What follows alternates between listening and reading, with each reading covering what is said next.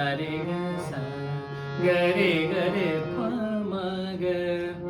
Thomas थाटातला माझ्या अतिशय आवडीचा एक राग आहे तिलक का मोल. त्यातला हा अतिशय प्रसिद्ध छोटा ख्याल आहे नीर भरण.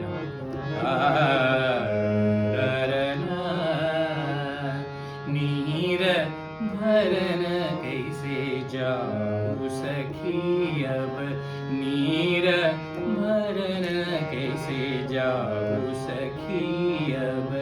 डगर चलत मोसे करत रारब, डगर चलत मोसे करत रारब. नीर भरन कैसे जाऊं सखी अब.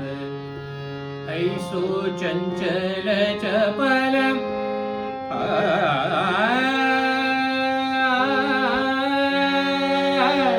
ऐसो चंचल चपल हट नट खट मनत ना कहूँ की बात. विनती करत मैं गई रे हारब. नीर भरन कैसे जाऊं सखी अब. रूपास भाड़ लो भी. बहुत सुंदर सुंदर गाने हैं इसमें. मध्यमा का एक गाना आओगे जब तुम हो साजना, आंगना फूल खिले. ये भी तिलक का मोल है. आओगे जब तुम हो साजना, आंगना फूल खिलेंगे.